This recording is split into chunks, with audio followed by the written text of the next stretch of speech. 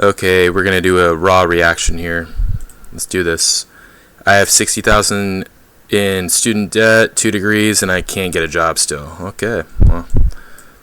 Hey guys, Thorge here.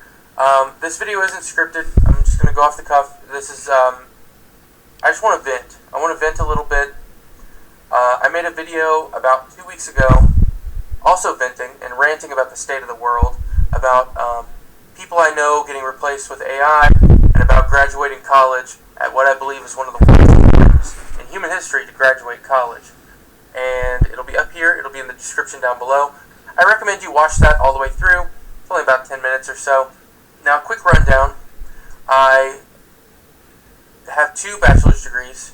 I tried to do everything right, and by that I mean I did all AP classes in high school. I tried really hard. I didn't take a gap year. I went to college. I got a degree in cybersecurity. I dual majored and got a second bachelor's degree in business process management, thinking I could diversify a little bit and really open up my career options. I was on the dean's list for 3.5 years during the pandemic, and I graduated spring of 2023, which is around the time ChatGPT came out and was made publicly available, and people started talking about replacing the jobs that I had gone to college and worked my entire life to try and get. I wanted to be a business analyst or a data analyst, and the semester that I graduated college, we started seeing people be replaced in those roles. So I have been searching. I've been doing a little bit of soul searching since. That's crazy because to be a data analyst, you have to do a lot of statistics classes. It's a lot of work, it's a lot of schooling, and to just be like replaced by AI after going through all that is really fucked up. Since then, working odd and end IT contract roles. I've been working at several different help desks, which has been awful. It has been an awful experience. Just being a number, taking phone calls really fast, trying to help people as fast as possible. Provide excellent customer service, but the company that you work for treats you like a number, and there's no direct path up. There's been no direct path up at all the companies I've worked at for help desk. So it's been really tough, to say the least. I highly recommend watching that video if you want to learn more about me, learn more about the struggles that I'm experiencing now, especially if you're somebody who's going through similar stuff. I think it's a good video to watch. But I want to start doing these rant-type videos because, like I said, I a unique perspective, some unique things that have gone through in the last couple years, and I also pay really close attention to global politics, U.S. politics, the economy. Right now, there's a ton of uncertainty in the world. A lot of people are struggling to pay bills. You have the fear and greed index, of course, which is... Yeah, so, we live in a world where, you got these crypto billionaires, right? Like people who invested in some random like meme coin years back and got lucky, just like basically kids who got lucky. Now they're like billionaires. They don't know anything about the world. They don't have any actual skills that would help anybody. But there they are, like hoarding, their piece of wealth. And then you have people like this guy who, they're educated and they could potentially offer a lot of productivity to the workforce, and society is basically like, go fuck yourself. So we live in a clown world right now. Like everything is just fucking, it's a joke, And on top of that, rent is through the roof, and somehow it's all your fault, right? Like it's all your fault. You're educated, you can't get a job other than like, some dumb entry-level job. And rent is so high that you can't pay rent with the income that you get from that entry-level job. But it's still your fault, even though you did all the right things, right? At extreme fear. So if you do any research in the market at all right now, you'd see that a lot of people, hedge fund managers, stock people who are big on the internet, everybody's talking about an AI bubble or a recession. So a lot of uncertainty. a lot of businesses, because of all this uncertainty, have frozen hiring. Microsoft, Amazon, a lot of the Yeah. So the Amazon thing. So I live in an area where there are a plethora of Amazon locations, and around this time of year, like right before Christmas, basically from August up until December, Amazon, years back, I remember, 4 years, 5 years, 6 years ago, they would be, begging people to work for them. I mean, they would be hiring left and right. They would be having, interviewing processes on a daily basis. And their parking lots would be full. Like, they would be absolutely jam-packed. They would be crammed. I dated a girl a while back who worked at Amazon. I would drop her off. I'd pick her up. I would see how busy it was. It was madness. And they were constantly hiring. And now you go on their site, there's no job listings whatsoever. Like, it's like it's like a desert. Like, you're hopeless if you're trying to find a job at Amazon. And this is the time of year, of any time of year, where you would be the most likely to. So, like, if they aren't hiring right now, I mean, the rest of the year, forget it. You know what I'm saying? It's very dystopian. these companies are laying off hundreds of thousands of workers. That's what we've seen in the last couple weeks. Being somebody who is currently in the job search, was already having a tough enough time because of AI replacing these jobs and not creating any jobs yet. Now you've got what a lot of people are saying is an impending recession. I believe that there's going to be a massive recession because of AI. I'm not going to claim when. I don't know when. Nobody knows when. Who cares?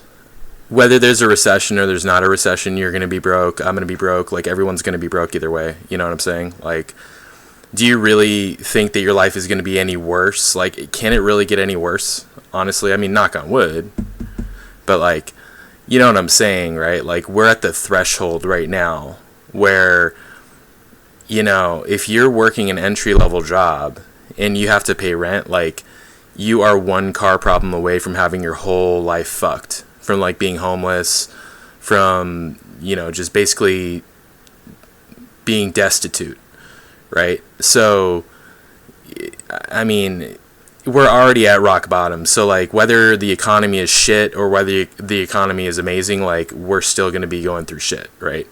The economy is only a representation of how rich people are doing. Poor people really have no business caring about what's going on with the economy, unless it affects grocery prices. That's basically it, the price of eggs, things of that nature. But I do believe that there is a big recession coming. So we'll see if that happens or not. But I wanted to talk a little bit about my experience with jobs recently, and kind of open up a discussion to anybody who has any thoughts on the subject. I want all opinions. Also, if you're an employer and you think that I could fulfill one of your roles, please reach out. Feel free to reach out. So for right now, I've basically given up on finding that business analyst position or finding a entry-level IT job that is kind of like this career path that the generations before me have had. Kind of trying to live out that American dream, kind of giving up on it. I've seen a lot of people say that the American dream is called a dream because you have to be asleep to believe it. I'm starting to believe that, and I hate that. I hate that I am believing. Well, I mean, it depends on what your definition of the American dream is. Like, if it was like, the wife, the kids, the dog, cat, 2.5 kids, white picket fence type shit, then yeah, back in the day, it was something that you could attain pretty easily. You could work an entry-level job and support your family. But now, I mean, forget it. You're fucked. Like, you have to make 6 figures in order to be able to have that life and have a safety net. Especially because the value of $1 is losing value at a quicker rate, and the price of rent is going up at a quicker rate than the rate at which minimum wage is going up.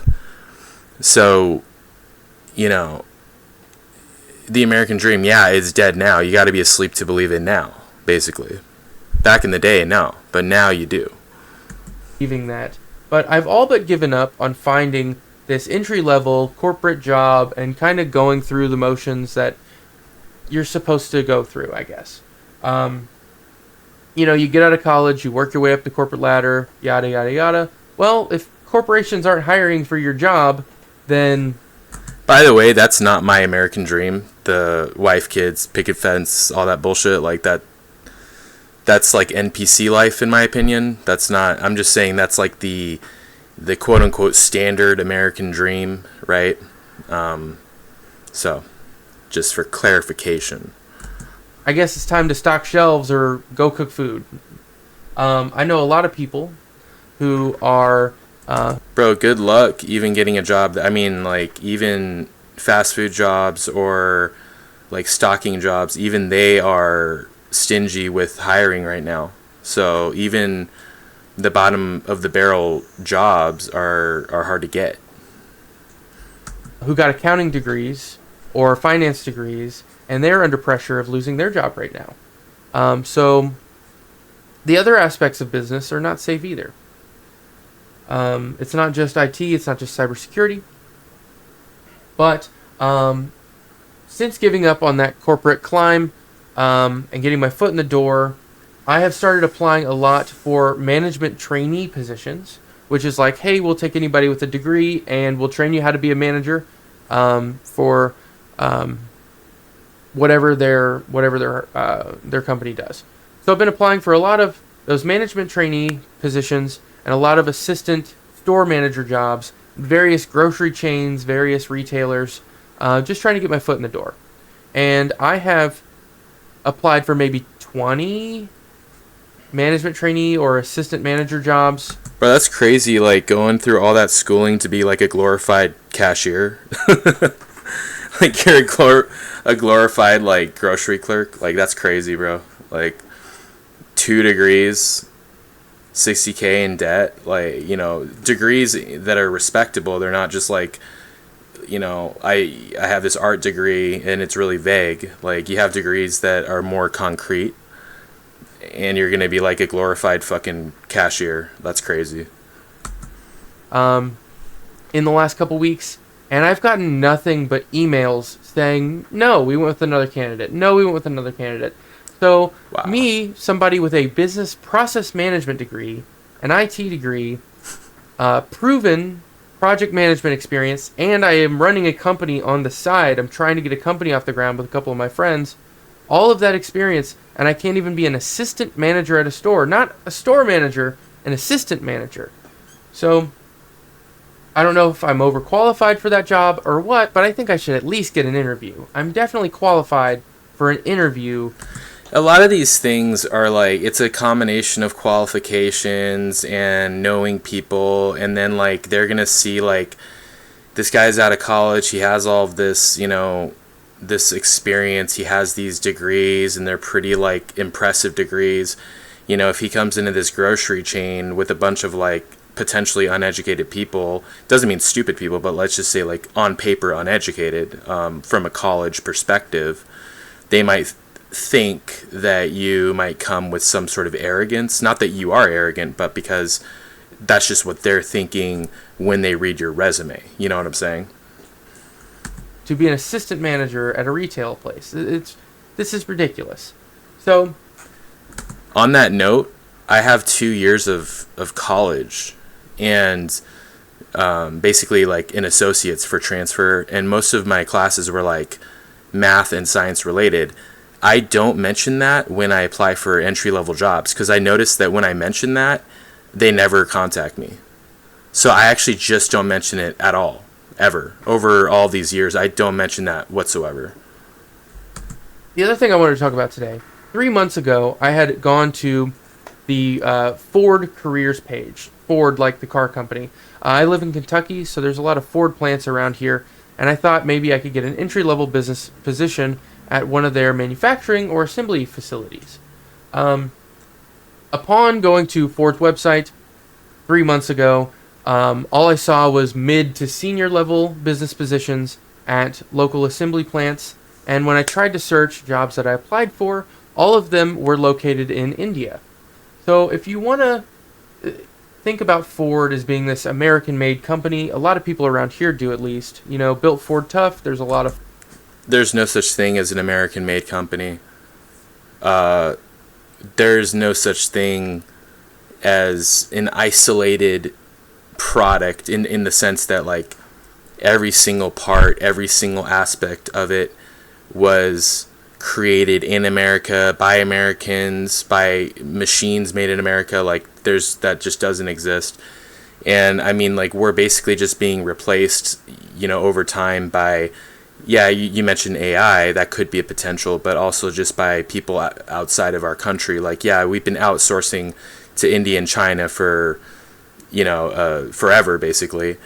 And we are, obviously there's this H-1B visa thing where we're potentially going to be taking in even more people from outside of the country who have high skills, like who have, on paper, their skill level is high, they have degrees. So there's just going to be more people in our country competing with people like you. It's just going to it's going to compound the difficulty level that you're facing right now, basically. Ford pride, like, this is built in America, made in America, whatever. Know that all the entry-level business positions, and probably business positions going forward, are in India. As people are retiring here at these plants, it seems that they are just being replaced by positions on the other side of the world.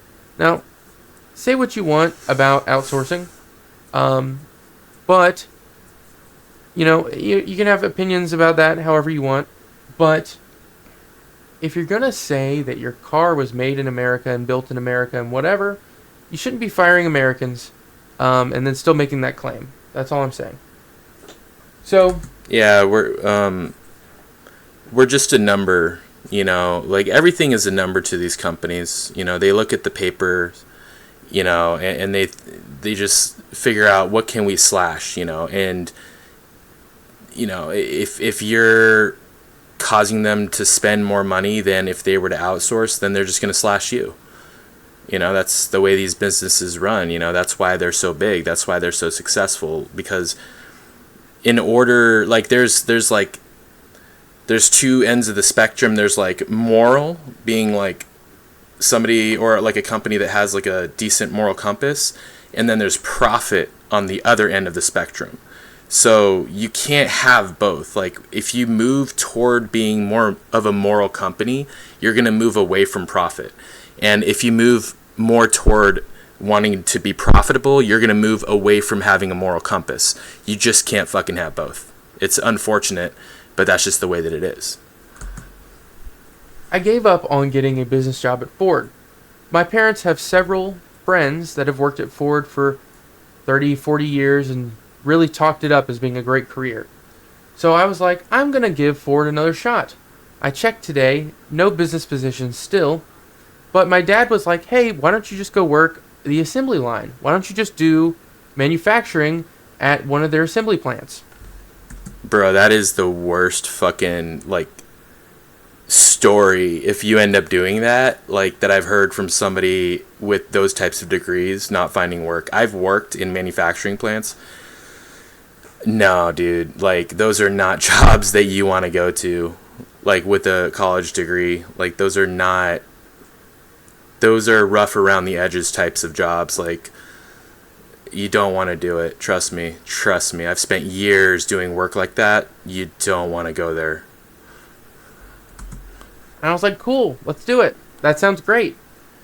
So I looked into how to get involved in manufacturing at a Ford plant. Now, I found multiple articles online about people who had worked there or had tried to work there, and they had all said that getting a manufacturing job at Ford was nearly impossible unless you were hired on as a temporary worker. So this... Yeah, exactly. And you know why that is? Because when you're a temp worker, they can fire you at any point. They don't have any commitment to you. They don't have any obligation to give you any sort of workers' rights. They don't have any sort of obligation to give you a valid reason to fire you. They can just at any point call your temp agency and be like, we don't want him to return. Even if you've been doing a really good job, you've been on time, doing your work very well, they can just call your temp agency. Your temp agency calls you, sorry, they ask you not to return, bam, done. You know, like nothing ever happened. If they hire you on directly, then all of a sudden they have all these, you know, legal obligations to you. You know, potentially they have to give you health care, they have to, you know, have an actual valid reason to fire you, and there's all these other ways that they're entangled with you, right? They don't want that. This idea that my parents have, that their friends went through, like started the assembly plant, build the trucks, work your way up through management, and then retire at 50, I don't think that exists anymore. There was not a single manufacturing job. No, because the way that these manufacturing plants work nowadays is you have like two parts of the building. You have the manufacturing plant where basically the slaves are. So you're going to be working for like either minimum wage or maybe like a few dollars over minimum wage, and you're going to be probably doing some sort of dangerous task, you know, involving like a saw or like some sort of extremely hot equipment or something that could like damage you or kill you on a daily basis. And you're going to be getting paid pennies, and you're going to have a manager who yells at you if you're a minute late from break. You're going to get fired if you're late like 3 times, you know, over like a 6-month rolling period, even if it's by like 30 seconds, right? You're going to be treated like shit, and they're going to expect the world of you. And then attached to that manufacturing plant, you're going to have the office area, and that's where, you know, all the people who run the place are, you know, and those are going to be the people who went to college, and, you know, they got those cushy desk jobs, and they don't really do anything, you know, they're salary workers. They don't really have to worry about being on time. They could just be like, yeah, you know what, guys, I'm going to come in like a few hours late. I'm kind of tired today. You know, they're getting paid like, you know, $150,000 a year, not really doing anything of value, maybe sending a few emails here and there. That's it. You know what I'm saying? So there's more of a dichotomy now. You can't work your way up to that position. They're two separate universes. In order to get into the office position where you're running the show and able to actually make a decent living, you have to go to college and then potentially probably have some sort of connections, right? And then everybody in that manufacturing plant, in the manufacturing side of the building, even the ones running the show, quote unquote, like the manager of the entire manufacturing floor, you know, he might not even have a degree, and he's not making that much money. He might be making like $60,000 at most, you know. And there's only one of those positions. So everyone's trying to get to that position. And just statistically speaking, you know this, you took statistics classes, you know that it's pointless to even try, right?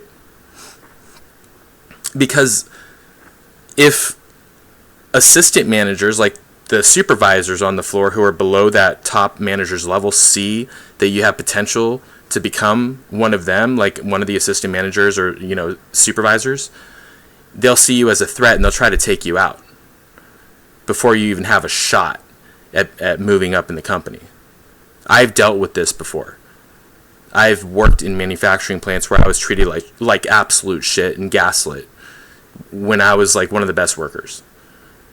Okay, like it's an ugly environment. It's an ugly place, you know, even in a non-work sense. When it comes to like the politics of it, it's ugly. The whole thing's bad.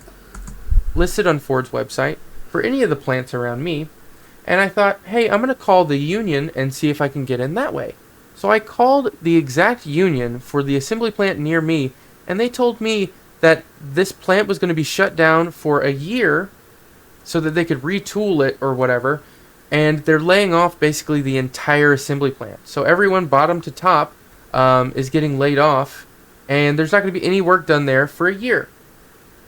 Now that's all fine and dandy, but the other thing that I saw was that Ford has a big union at their manufacturing facilities, and they don't want more people joining the union.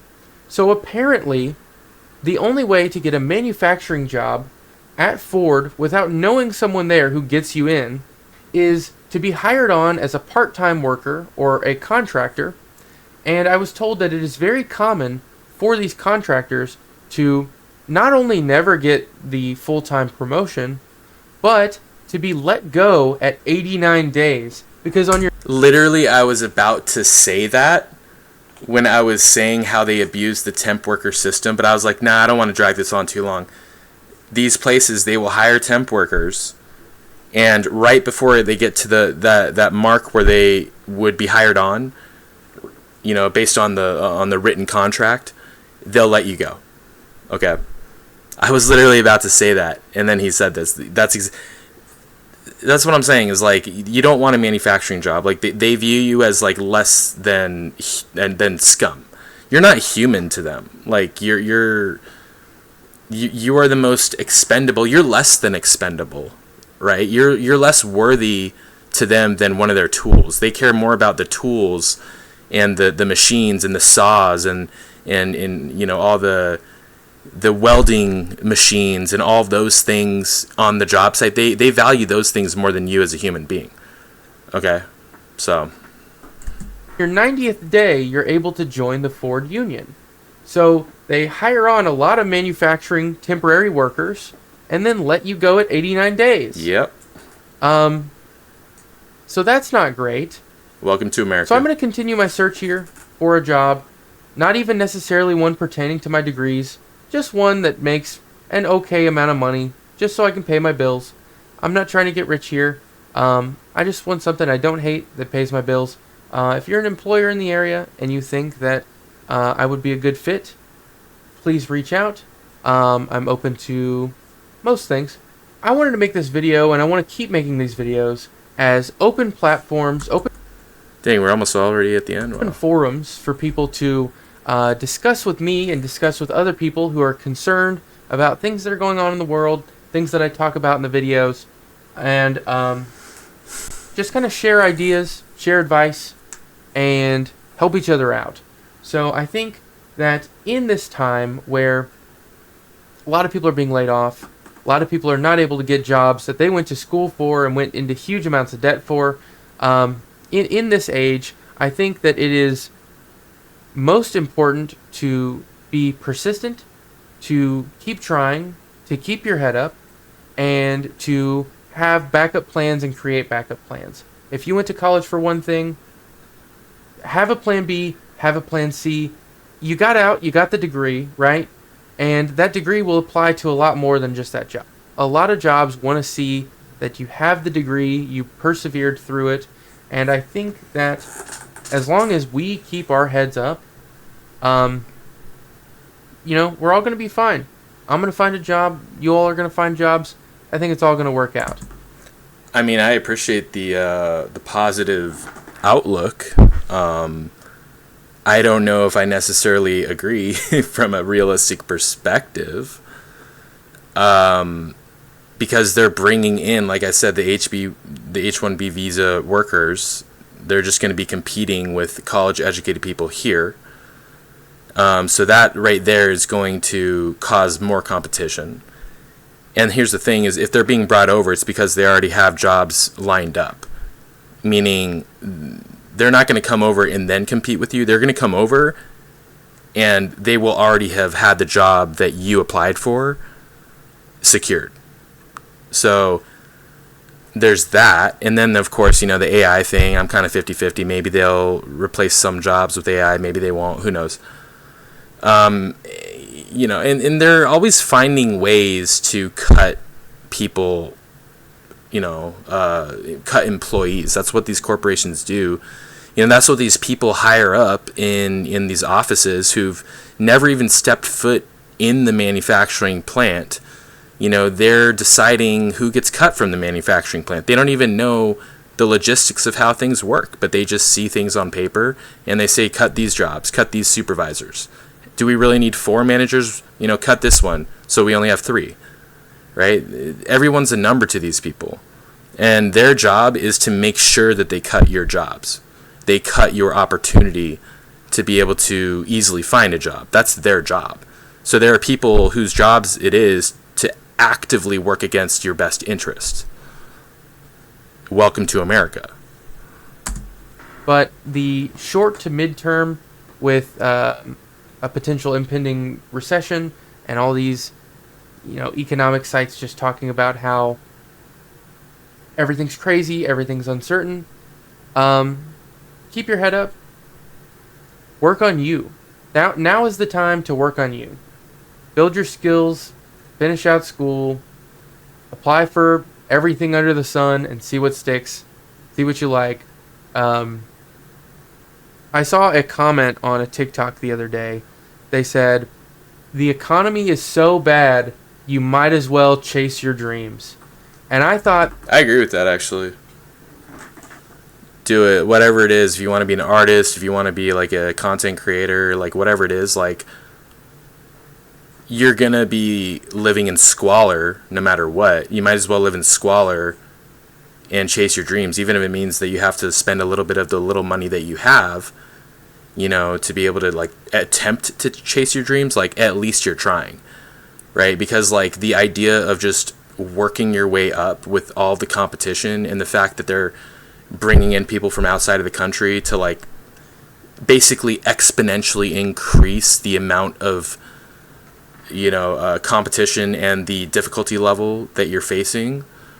I mean, they're making it more and more impossible for you to be able to work your way into a position or situation where you're living very comfortably. I'm not even saying rich. I just mean like, 6 figures, right? Because 6 figures now isn't really like that impressive on paper. It's not. It's not what it used to be. It's like the minimum to be able to like actually have a safety net where you feel comfortable and you can actually save enough each year to be able to potentially retire. Right? You would have to have 6 figures. If you're making like 60,000, like forget it. That was very insightful. Because in a world where you can't reliably go up the chain, climb up the corporate ladder, where you can't just come out of college and get the job that you were supposed to get, in that world, you might as well just chase your dreams. Now, while I'm applying for all these jobs and working on myself and learning more, I have been working on my dreams. And there's several things that I'm building up. One of the things I want to build up is this platform, but another thing I'm working on is a game development studio. Now, if you saw this monitor behind me here on the DeWalt box on the fold-out table, I started a game development studio with a couple of my friends, and we have in-person meetings once a week. And my friend who does most of our developing, he sits right there during our meetings. So this is proof, guys, that, you should chase your dreams, and you don't need a $60 million office and 200 people on staff to make a product. You don't need 200 people on staff and all this funding to make something great. Bill Gates did it in his garage. You can too. So keep your heads up. There will be more videos to come. I will keep updating about my job search. Keep updating about... All right, looks like that is the end. So, yeah, basically, sucks out there. Obviously, you should do what you can. You have to be positive. You have no choice. I mean, you can't just dwell in the negativity of it, or you're just going to be petrified. Like, you're not going to move a muscle. You know what I mean?